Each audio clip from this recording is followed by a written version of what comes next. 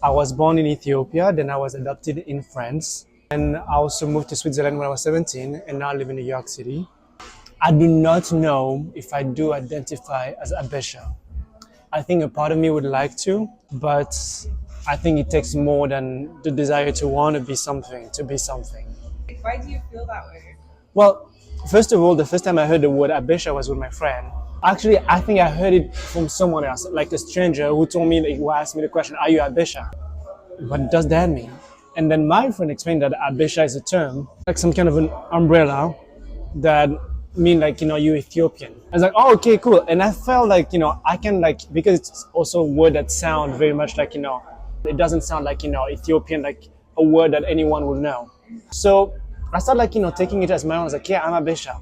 And I was like, well, anyway, like us Habesha, I say something of that matter. I'm not sure it's like word for word. But then he looked at me, he's like, but I'm not Habesha. I was like, you're Ethiopian. I was like, well, but I'm Oromo. So what do you have to do or be to be Habesha? Like, well, usually it's like people that are mostly from Amara tribe, and that live or grow up in Ethiopia. I was like, so what about me? Because I was born in Ethiopia, but I'm not from the diaspora. I'm adopted because I lost my family. So it's another spectrum, I think, that is usually not like looked at. So I did wonder, like, am I Habesha? And I was like, well, I don't even know if I feel Ethiopian sometimes because of all those like mixed culture that I am. And then I did my travel back to Ethiopia in November 2023. That was your first time? That was my first time after 20 years. Part of me was feeling like I was belonging, and it was a part of me that I never forgot. And another part, I was just a stranger, totally stranger, because I didn't speak the language anymore. Like I understood some of the word, like a lot of expressions come back to my memory, but mostly not. Then after that, I went back again in May for Dance Project, and I was invited to be a part of a project where we're like a resident artist in Addis for a month. I was the only Ethiopian dancer in the group, and like that was very funny because I didn't felt like fully Ethiopian, but they saw me as if I was a local. Like, Abby, what am I gonna do like after that? Can you help us with this? And like we're gonna go like to this market. Can you help us negotiate the price? Mind you, I don't even speak a word of Amharic. So here I am on the market of Shiromeda, negotiating with people for price from like for scarf or dress. What I don't even speak. I'm like, arat meto. Like, and I was trying like to find a word, and they all looking at me like, oh my god, he speaks that. And they were like, yeah, Abi is from here. Like, I was like, guys, I've only been here twice. Like, that is only my second time coming back to my country.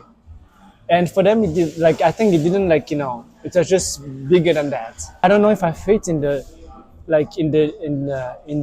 definition of Habesha, because I'm not even sure what is the definition of Habesha. How old were you when you heard it here in New York? How old was I when I heard the first time the word Habesha in New York City? I was probably like maybe 24. The way you understood it, it just meant all Ethiopians. Exactly. And I think also because I think I've always had the desire to belong and like to reconnect. I missed my country for so long that anything that could connect me to, I was ready to take. In the same way, I guess, like, when I was dressing this morning, you sent me an email saying, you know what, dress the way you want. Some people come fully dressed as Ethiopian, like fully with the traditional clothes, some other not. And I bought some traditional clothing in Ethiopia when I was there. And then I realized, but I don't do that. Like, why suddenly like a question because I'm being interviewed and because we're being recorded? Like, and I was like, no, I have to be myself. You were born in Amara region, right? Yes, in Gondar.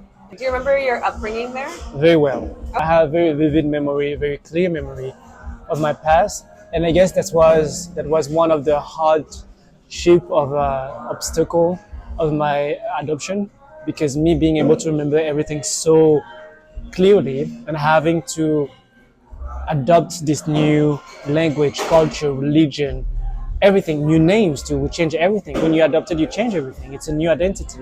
And without transition, it's like very brutal. So yeah, I do remember everything. Like the food, my names, the names of my mother, the people in the village, like the thing that I used to do, every little thing that made my life on the daily. I lost my mom. My mom and me were we're living only the two of us. and I lost my mom. And after that, the only option I had no non-relative, close relative that I was, I guess, that was ready to take care of me. So I was sent to the orphanage. I don't know if I was 4 years old. They just told me I was 4 years old. I could be 1 year younger or 1 year older.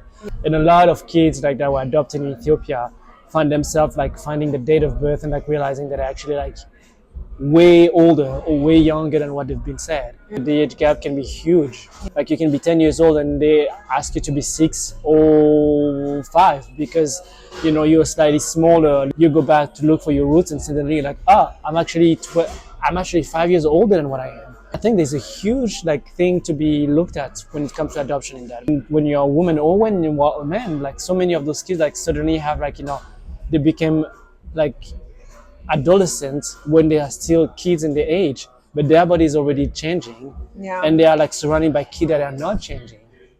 And there's this huge, I think, problem that are like often ignored. And like when coming back to HABESHA identity, it's also the same. It's very hard to find an identity that is already controversial in the country where you're from. When you already have it so hard time to sort out all the identity that you have. I'm French, I'm Ethiopian, but I also feel Swiss, and also a little bit, it's been 7 years I've been living in New York City. And I'm black, but I grew up in a white family, like very white. So what am I? And I have to add on top of that, am I HABESHA or not? Depending on the tribe that you are from, the region of you are from, and if they were a conflict or not, depending on the time or so that you've been born to. Tricky. Yeah, it's really interesting because I think that I didn't think about like an adoptee's perspective, but there are a lot of Ethiopian kids who are adopted. Yes, a lot of us have been. Like obviously every adoptee story is different. It's different, but it's yeah. still, I think, a perspective that's easily overlooked. Because we just don't think about it. It's not overlooked on purpose, and also maybe because we don't think about bringing them in the conversation. I'm not sure, like when you actually asked me to come on to talk about this topic, you're like, oh my God, Abi is adopted. That could be an interesting angle. Not at all. No. Like you reach out to me because I'm Ethiopian, and we actually connected through that. People don't even think about it, and it's just what it is. And it's I don't think there's anything wrong with it. Growing up in France, where in France did you grow up? I grew up in a farm in the west side, in the countryside. I come from a family that is like, a farmer family. My father is a farmer. My grandparents were farmers. My mom is a school teacher. So yeah, I grew up in the countryside. Were there any other black kids? Not a lot. And funnily, so I think we're like maybe 4 or 5 other black kids that I recall, all adopted from Ethiopia. Really? Yeah, because basically they were like one first family that adopted in Ethiopia, and then another one adopted 2 kids in Ethiopia, and then my parents were looking for an organization to adopt another kid. And so they went through this organization too. Oh, your siblings also adopted? My siblings adopted to another one. He's Korean. They wanted to adopt another kid. And the first organization that they adopted through my brother, there's criteria when you want to adopt kids. Like age is a huge one.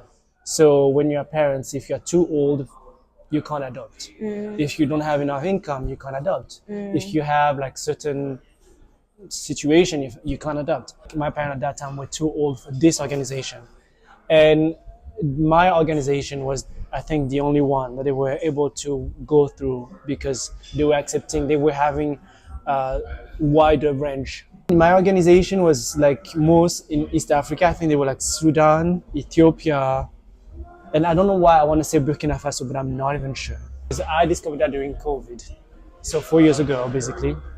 I realized there were like all those things going on internet, and my organization was actually faced a lawsuit for child trafficking because there's a lot of kids that realize that not only they still have their parents, but they've been trafficked. The organization lied to their parents, telling them that oh, we're gonna send your kid to like a private high school in the United States, and mind you, they were being adopted in France. So the parents not only were looking at the wrong place when they knew what was a map, when they knew what to look at, but they had a totally wrong information. Mom who like came every day at the orphanage, banging at the door, looking for their kids, and they never saw them again.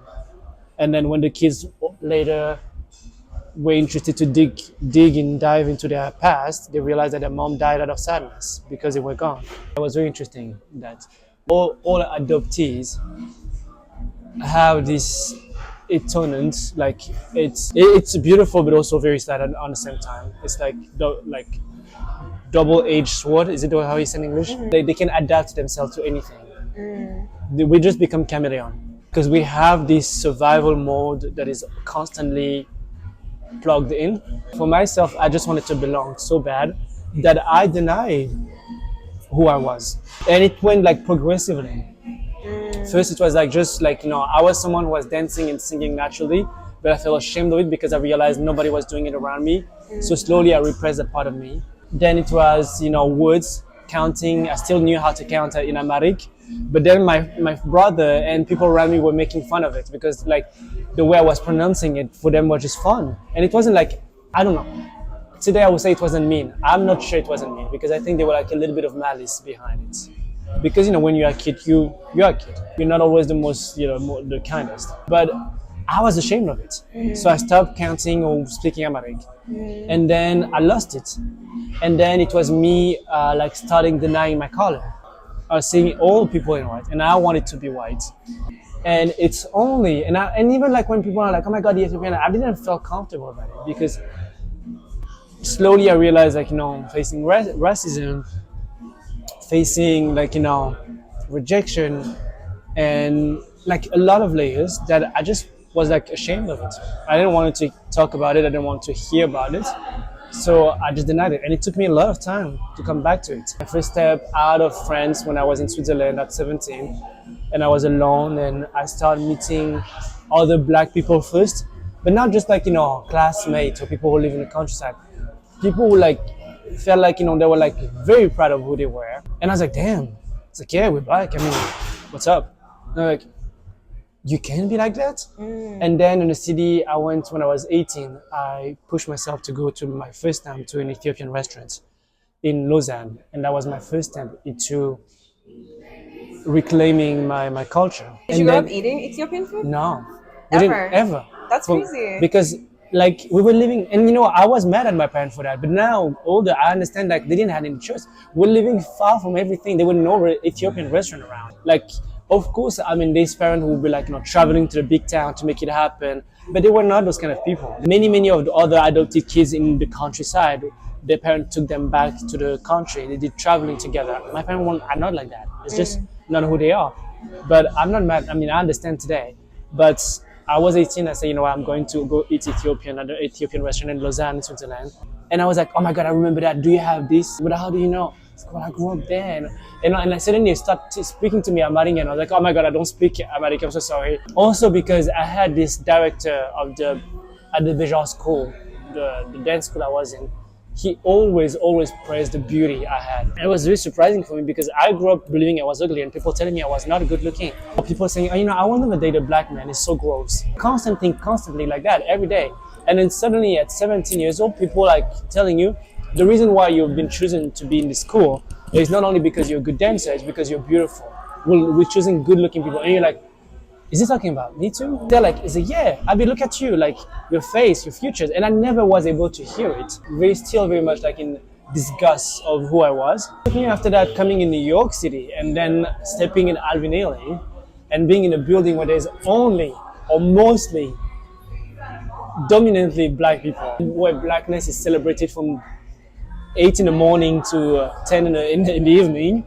And we're like, the star on a picture of black people and not white dancer, and not ballet, nothing. It's just black body constantly. Growing up hating myself, I didn't find any beauty in black people in general. Today I'm like, how stupid I was, because some of the people that I find the most attractive are black, like Naomi Campbell, Anokai, like this model that I'm like could not stop watching. I'm like, but like at that time I was not able to do that. Incapable. Like I had a filter, and like beauty for me was white. Being in Alvinelli, I was stepping in a building, I was like, yeah, still not beautiful.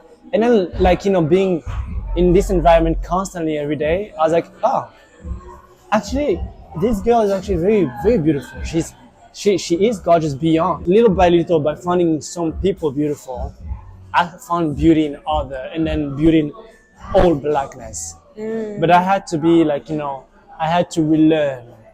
Why did it took me so long to like, see it and accepting it and and celebrating it?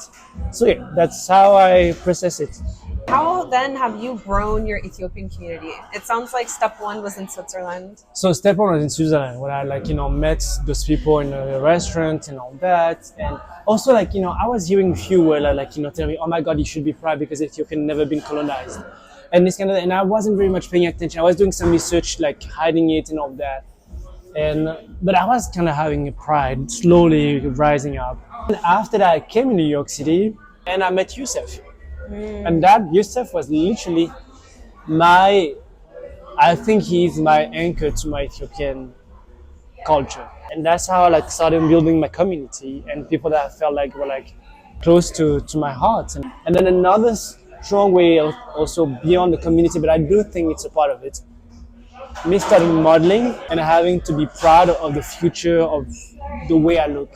It's another thing because people literally see you as an Ethiopian man, and that's something that I was like brushing under the rug, but I can't get away with it. People see me an Ethiopian man, and they are most of the time always correct. Like they will always pinpoint quickly, and I was like, well, you want to be a model, you can't deny who you are and the future that builds you. Today's information because I realized I don't know as much as I could. I don't know as much as I would like to, and it's not something that I think in the past it was not as much as I could because, in the past was still shifting because I was kind of in denial, not being comfortable with that part of me. Now I'm very comfortable with it. I'm in love with it without being blind because, there's a lot of wrong in Ethiopian culture, in Ethiopian government, in the country. There's so many things that can be better. But I love my culture. I love who I am now. Maybe not like unapologetically as I should, but I'm learning too. It is still changing because I'm still learning. You need also sometimes to dig a little bit more detail to understand like there's not only my experience and there's not one experience of Ethiopian. There's as many Ethiopian experience that there is as big as the country is actually, because there's so many different tribes, so many different dialects, so many different languages. There's I think 80 different languages and more than 200 dialects in Ethiopia. So I do believe there's probably as many experience of being Habesha, of being Ethiopian as all those languages and all those cultures. That's interesting because I feel like the word Habesha, like you said, it's like often used as a unifier, but for you it seems like it opened up it exposed you to the fact that there's more than one identity. Exactly. And I think I don't know why people are surprised about that because we are very much able to say it for French people. Right. Like, oh my God, you're from Paris. All people from the South are like, have a different way to speak. They are like, they have like this accent. Even people that are not from French culture are very much able to understand that. And I still don't understand why we have a hard time grasping that for the African continent. Of course, that you cannot expect one word to define an entire country. We don't do that in France. Like we're very much able to understand that like even in the west side where I grew up, there is a difference between Le Vendéen, which is the countryside I grew up, and Le Breton, which is like just like few hours up above us. And it's a small country. French is a very, very small country. For me, it seems obvious that is, of course, in one country you don't have the same experience, depending if you live in the west, in the east, in the north, in the south, in the center, depending if you live in a big like megapole, metropole city, or if you live in the countryside. We talk about like French food being the best in the world, but French food is not the same everywhere. Same in Ethiopia. Outside of Ethiopia, people are like, oh, I've ate Ethiopian food, the injera with the, with this like the dorowat and all that. But there's so much more than that. Every like tribe have their own little thing that make it different, and it's still Ethiopian. We also have to take in consideration that Ethiopian is also a country that is divided by conflicts, by their own wounds. If we talk about Eritrea and other war that happened in the borders, when do we start? When do we end? And we have the same thing in France. Like Alsace and Lorraine are two like part of the country that used to be German, and over conflict and war, they've been shift right and left. And so today they have an identity that is very, very, very strong and very different than all the French culture. But they still have like some dishes that are typically like from German, but they are today French. Same with Ethiopia. And it takes a lot of time, I guess, to understand all of that and to accept it. And And I think maybe Ethiopia as a country is not there yet. And again, I'm still learning, and I've been there only a few times, and I'm still relearning. But from my perspective and from what I've seen, is that there's this pride of belonging to a tribe, belonging to a family, of belonging to a part of the country, and often it end up on like having to confront other people, or having to justify your dominance, or having to assert how better you are than others. Like the neighbor is not very much Ethiopian, like compared to us. Da, da, da, da. There's a lot of this kind of thing. It's sad because you could still have the same pride, the same strength, without having to diminish someone else, or understanding that is actually this someone else that is different as you is also strength of your country. And because Ethiopia is not there yet, I think that's probably the reason why all those conversation about Habesha, about belonging, is still like something that is very blurry, very undefined. In terms of your Habesha identity, Mhm. like when did you start wearing your Orthodox cross? I think I had one when I was younger in Ethiopia. I think I do recall my mom having one, and then I think I lost it during the process of adoption. And there's a lot of things like that I lost, like little clothes of mine, little jewelry that I had, like bracelets. One of the things that I was able to find again is a picture of me and my mom. I know who got it. This picture is here in this village next to Bardar, and this woman who have it. And so they called the organization and say, our son he keep talking about this picture. Do you think we can find it? It's like, what, we're going back in Ethiopia. Let's see if we can find it. And they found it, and they brought it back to me. So first of all, I had my first Orthodox cross. I got it from my aunt. She's the sister of my adopted father, and we've always been very close. And she's someone who never got married, and she traveled around the world. Like, she's a nurse. So she lived during 7 years in Djibouti. And Djibouti being very close from Ethiopia, she decided to go in Ethiopia for me. And she brought me a cross that she brought me back. So that was a cross that I had all the time. She brought it back to me probably when I was something like maybe around 10. Okay. So since my 10 years old, I always had an Ethiopian cross. Do you feel tied to the Orthodox Church at all, or? Not at all. Only the reason because when I was adopted, I became a Catholic because my parents are Catholic. And then after that, when I left home, I was like, religion is one of the biggest reason of conflict and war in the world. So I stepped away from religion. Today, I think I'm trying to be more spiritual than religious. So I did start practicing Buddhism, but I don't feel like, close from any religion in particular, because, and that's another aspect also from Ethiopia that is very strong and very damaging, I think, to the culture. Because it could be a strong part of the culture without being something that is used to control and hurt other people. But it is, sadly. I guess in the Western world, we stepped away from it, and then maybe too much away from it, to a point that now today it's the opposite. Like, I believe that non-extreme is good. Extreme is always a problem. I do not agree with the fact that we should desacralize and mock religion. Yeah. I think there's still a respect to have toward it because some people live by it. But at the same time, I think religion is something that should be very personal, and then no one should feel like, uncomfortable or imposed of your religion or of your belief. And that's also how I choose my people. When I meet someone who is like very religious, but I'm never imposing it to other people, that are very, very discreet about it. Not only is able to follow a faith or something, but is able to understand that is personal.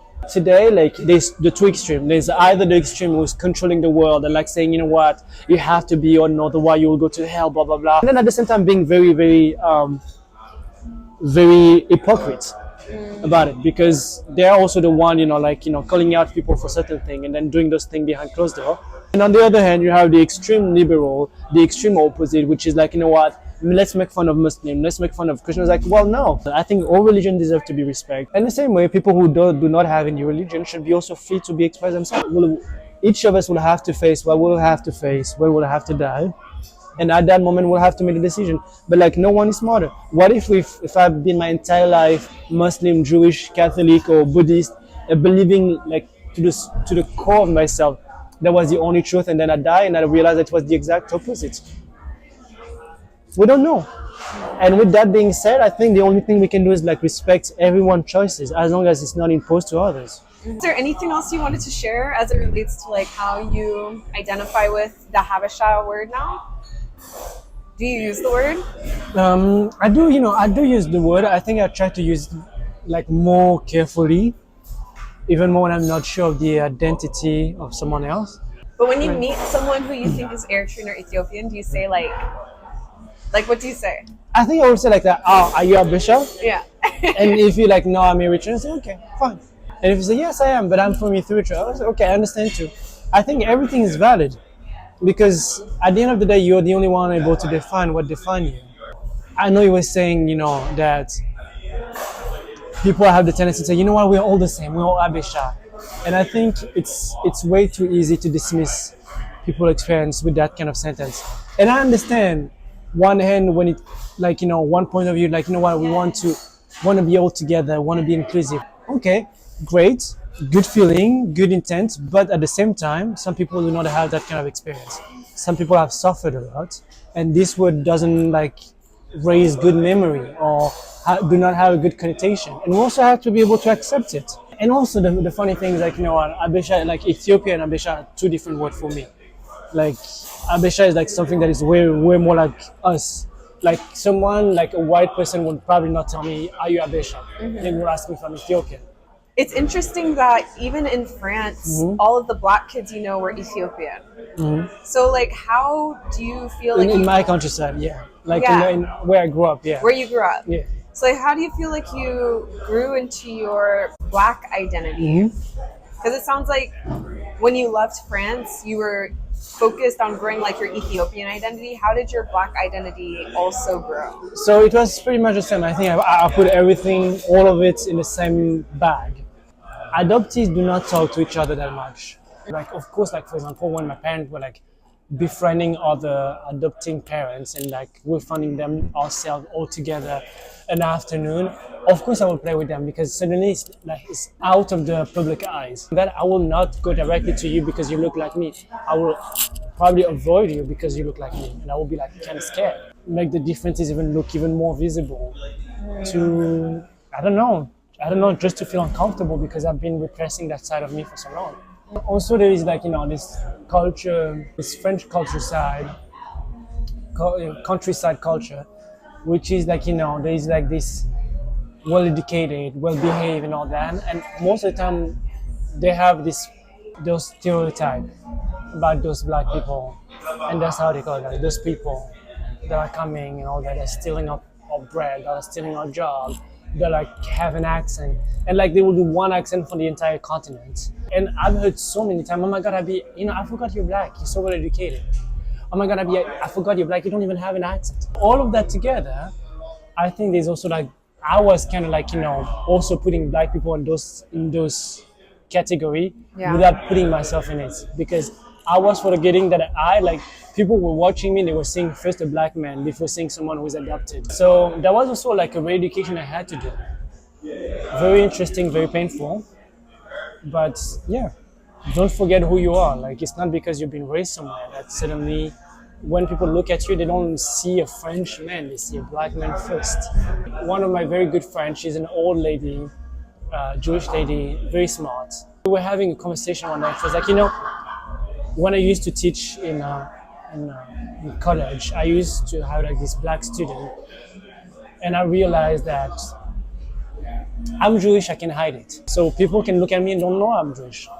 It doesn't show my face, but you can't hide when you're black. Can you just talk more about, I guess, like how your black identity evolved? I feel like you kind of talked about it with like Alvin Ailey. Alvin Ailey was a huge factor in it. It's also like, Beja, definitely. The director of the Beja school in Switzerland was always saying how it was a beautiful culture to be a part of the black culture. And I didn't even understand because black culture is not African culture. It's very different. But he always praised everything that was black. And also Beja was one of the rare choreographers that was actually hiring black dancers. The greatest choreographer of the 20th century, and he was hiring a lot of black dancers. When I first started dancing, the thing what people were telling me is like, there's not a lot of space for black dancers, or you will never go to Paris Opera Ballet because you're black, or that's the thing that I heard first. And then suddenly I was like in a house where actually this choreographer do take the black dancer. So that was definitely, Michel Gasca was the big ploof in the water, and then me coming out nailing. Interesting that you said like black culture is not African culture. Yeah, I think it's different. There's a huge difference between African experience of blackness and black culture here in America. Did you feel like the culture in Switzerland was predominantly African? Yes, it was African. It wasn't black. And Switzerland was African. There were people who lived in the continent, who lived in their country, and then they moved out and they came in Europe, but they're still very much African, their culture, the way they dress, the culture they have to their hair, the connection they have to their food, to the spice they use in it, the connection they have to the religion, to the music, to everything, the accents they have. It's very different. The languages that they speak more than just one language, most of them. From a very young age, you don't speak English. We speak like, the language of our country. And then on top of that, we have all the other languages that is adding up depending where you live. Right. And even like, when you live in a country, like an African country, you most of the time speak more than one dialect. You speak a little bit of English, a little bit of Amarinha, or a little bit, I speak also a little bit of Oromo and Tigrian, because all those languages are part of the culture or part of the city that I live in. So if I want to communicate with as many people as I need to, well, we learn all a little bit of the same thing. I'm interested to dive more into like what you were talking about with beauty in Switzerland. Mm-hmm. Like you were learning about being both African and Ethiopian at the same time. Mm-hmm. But with beauty, do you feel like you have to get to a stepping stone, like seeing Ethiopian features as beautiful and then other black features? So that was very different. So the first black woman that I found beautiful was this girl named Magdalene, who was a classmate in the HABESHA school. And she was from the island, and also I think she had a grandmother that was Indian. I mean, she was a beautiful, gorgeous woman. I was like mesmerized by her entire being. But I never expressed it to her because I'm not the kind of person. And then when I came here in New York City, and even before I came to New York City, because I've seen this woman on a poster, or like she was a poster girl, Jacqueline Green was just like, I just found her beautiful. First I found her gorgeous as a black woman, point blank, and as a human being. And then after that, more I learned to see her, and more I was also, because I was in the same building as her, and I was crossing her on the day, I was like, damn, she kind of look Ethiopian. And that's when I was like, she could have Ethiopian features. She had like this long neck, she's all... Afterward, that the connotation to Ethiopian came. The first thing I saw was just beauty. It sounds like they were both like lighter skin, probably curly hair. No, Magdalene is actually very dark skin. Okay. Magdalene was like dark skin and like beautiful, gorgeous. Even Jacqueline Green, I wouldn't consider Jacqueline being a light skinned woman. She's brown. She's a brown girl. Like the term of light skin, I learned it here. I wasn't very much aware of it, and also because I think light skin for me would be like what we call North Africa, people that are like tan. But I think all of that was very confused to me. I was just like seeing brown and black people, and then people that are a little bit more lighter. But the light skin, that's a term that I learned here in New York City, and I wasn't aware of as a word, but also as an experience. So then, how have your experiences been as you've built community with Black Americans and Black culture in New York? Well, it's very different than being African. Yeah, or what was your experience, for example, with the dance school in Switzerland versus New York? Well, first of all, the language, the slang. I learned to use the N-word here, and that's something that people don't understand. When you learn a language, you copy what you hear. I wasn't raised up cursing. I don't curse, but because suddenly when I arrive in New York City, I will hear the B word right and left, the N word right and left. People will be very what's up? And then suddenly I was like, well, I'm learning a language. I was learning English here. So I just basically copied that. And I realized that is black culture. That is not African culture. Black culture is actually very much more diverse. And at the beginning, for example, I will use the N-word. And I was not even realizing the weight in it. Because also there's a difference between the N-word with the A at the end and the O, which is also quite different. The N-word with the O at the end is actually an insult, and that's some people that we use in France as an insult, and that is also very wrongly seen. But the A at the end make it sound like it was more I don't know, softening it. I don't know. I think I did just basically was ignorance. And then suddenly someone someday told me, why you call me that? I was like, I don't know. That's how people is like, don't use that with me. Don't you ever use that with me again. It's like, why? Everyone using it. Like, you heard it. Like, it's like, well, because they're stupid and because they are using that word and they don't understand the weight of it. But I don't want to be called that word. It's like, and then so it's like, but do you understand what he's saying actually? And I realized I don't even understand what I'm saying. For me, it was like, learning a language, repeating constantly what are you hearing around to make sure like, it's fluidified and you can like, have expressions and all of that. Something that you don't need to put in your vocabulary. You can understand what they mean. You can like, have knowledge of it, but you don't need to use that. Like sometimes you tend to mimic what you hear around you and just like to basically copy paste an expression, not always understanding the entire meaning behind it. So that was also another part of like, for me to differentiate African to Black culture. And again, like for people who listen to that, I'm gonna say it for a third time. That's what I've been through right now. That's the way I'm analyzing it, and it's in no way an entire truth. And this experience of mine might evolve tomorrow. Who knows? I appreciate you sharing that. I feel like I found, this is kind of random, but I feel like I found the same thing when I moved from the West Coast of the United States to the East Coast, because the West Coast is nicer. And yeah, when I was in elementary school, I also adopted like the N word, the B word, and my mom was like, "What is going on?" And it's like you become a product of your surroundings. That's definitely true. And also like, I feel like it's a part of like, the culture of New York also very much. I think sometimes I use those words also as a way to, again, to belong, to fit in a mold. There's a beauty in the way they are proud of being Black. And I've seen it like, damn, that's very empowering. The way, I'm Black and proud, I'm Black and proud. And like, it is something that's very American. And maybe in having this desire to be a part of it, to feel like, I want to put this pride on my shoulder the way I wrap myself in my scarf. Well, suddenly you also take the thing that you don't want to take with it, which is the N word and the B word and all those slang that are like, that are not always like something that I will define myself with. But I think it's a part of it. It is one of the strings that make the clothes. How do you feel like being a Black person in France versus being a Black person here? Well, I think here in New York mostly, I would say, because my experience of Blackness is mostly American New York. Yeah. New York, first of all, is not American, it's the world. It's an international city. My experience of being Black here is very free. I don't have to question once who I am, whatever I want to be, whatever I eat, whatever I listen, whatever I wear. I wish that it's something that everyone should experience once in his life. To live in a place where you can literally be anything that you want, and not having the question in the back of your head like, but what would people say? Because there's always crazier than you. There's always more like extreme than you. And the opposite in France, where I think there's a strong perception of what other people will say.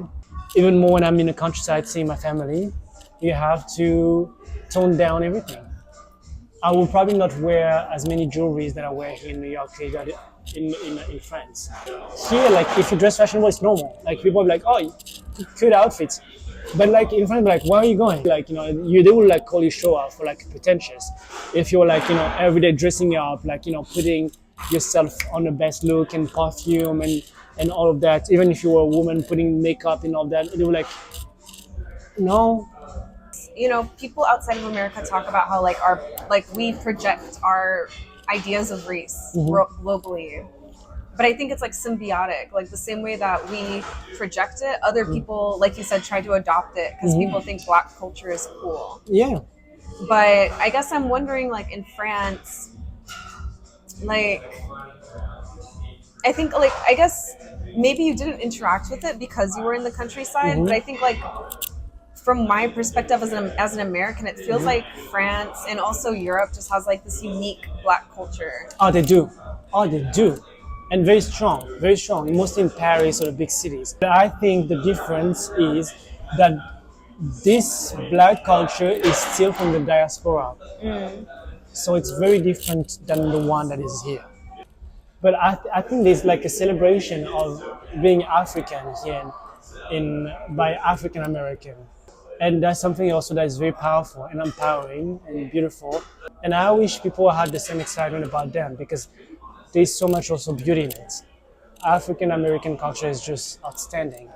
From everything, from the music to the food, they create their own thing, their own identity out of despite all the suffering, all the raising. I think there's so much to be celebrated in it. Have you ever experienced like any sort of fetishization, or like have you witnessed fetishization of our people? Fetishization, yes, mostly as a black person, less as an Ethiopian person, even if I've faced it too. It's like very young, at a very, very young age. Really? How young? Probably as soon as I went to high school. People start to awaken, you become an adolescent and all that. But the things I think for people that are black, most of the time we're sexualized before even us realizing it. As much as black women, that black men, we are sexualized, fetishized, and that's something that we just have to deal with. No one is taking care of it. No one is gonna come to say, you know what, you don't have to deal with that. You should still be able to experience your innocence and your pureness, if I can say, which is nothing to do with that, but you don't have any choice. People objectify you before even you realize who you are and the full identity. And for black men, it's gonna be the size and how masculine and brutal and animalistic you're supposed to be in bed. And people that are your age already have that understanding of you when you don't even have an understanding of it. Of when I say it, I mean the topic. And when you hear that, well, my brother, my parents, blah blah, and same for black women, them being supposed to be those object of desire, more sensual than white women, more voluptuous, more sexually almost nymphomaniac, literally. That's how I've heard of it. The sex with a black person is aphrodisiac. It's the change, and it's the spice in the couple life. That's how and you don't even realize it. I do recall very well in high school this young black woman, and it was oh my god, she already have boobies, and all the guy were running after her, literally tearing her t-shirt apart, to see her boobies. And I don't recall any adulting while stepping in it. But I don't even know if they were looking at it. I mean, that's also the thing. I think there's a blindness to that reality too. And also, I'm a dancer, so I'm also very much aware that in the dance industry, bodies where also the experience of the body is also very different than other people.